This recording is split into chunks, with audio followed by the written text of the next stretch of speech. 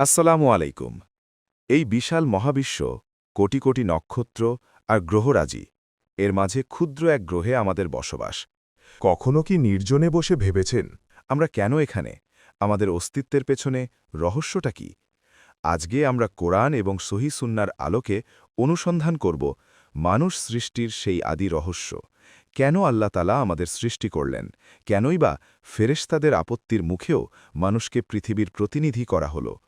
চলুন ফিরে যাই সেই সময়ে যখন এই পৃথিবীতে মানুষের কোনো নাম নিশানাও ছিল না। মানুষ সৃষ্টির রহস্য কেন? আল্লাহ তাআলা কোরআনে নিজেই এর উদ্দেশ্য বলে দিয়েছেন।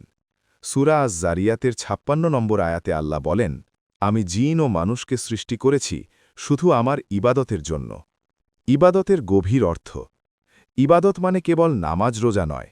ইবাদতের মূল রহস্য হল আল্লাহকে চেনা, তার মহিমা অনুভব করা এবং তার খলিফা বা প্রতিনিধি হিসেবে পৃথিবীতে ন্যায় ও ইনসাফ প্রতিষ্ঠা করা।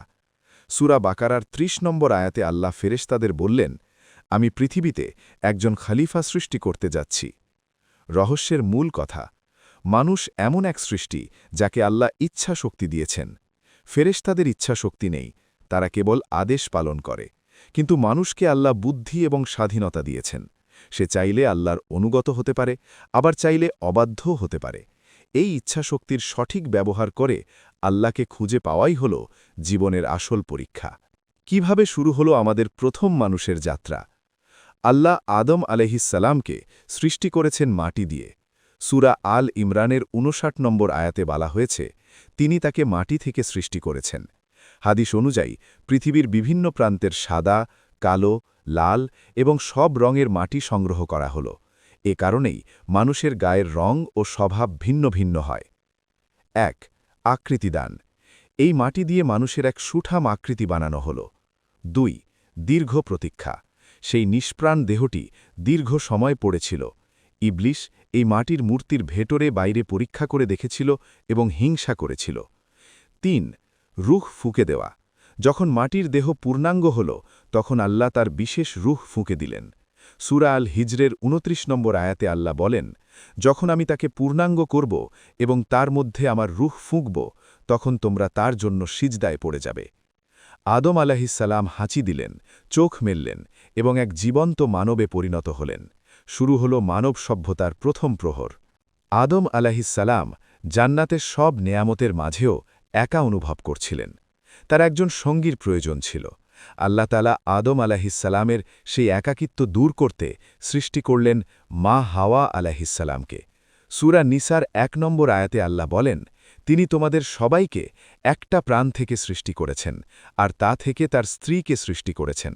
সহি বুখারী ও মুসলিমের বর্ণনা অনুযায়ী নবীজি সাল্লাল্লাহু আলাইহি ওয়াসাল্লাম বলেছেন, নারীকে সৃষ্টি করা হয়েছে পুরুষের পাঁজরের হাড় থেকে।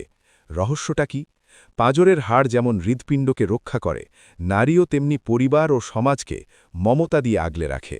মা হাওয়াকে সৃষ্টির মূল উদ্দেশ্য ছিল প্রশান্তি, যেন পুরুষ ও নারী মিলে একটি পূর্ণাঙ্গ ও শান্তিময় জীবন গড়তে পারে। মানুষ সৃষ্টির এই পুরো প্রক্রিয়ার মধ্যে আমাদের জন্য রয়েছে গভীর শিক্ষা। মাটি দিয়ে সৃষ্টি, যেন মানুষ কখনো অহংকারী না হয়, কারণ আমাদের শুরু এবং শেষ এই মাটিই।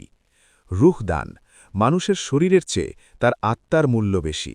আত্মা আল্লাহকে চেনার জন্য ব্যাকুল থাকে। নারী সৃষ্টি, এটি কোনো দুর্বলতা নয়, বরং ভালোবাসা ও পরিবারের ভিত্তি তৈরির এক স্বর্গীয় পরিকল্পনা। এই পৃথিবী একটি পরীক্ষাগার। শয়তান মানুষের চিরশত্রু।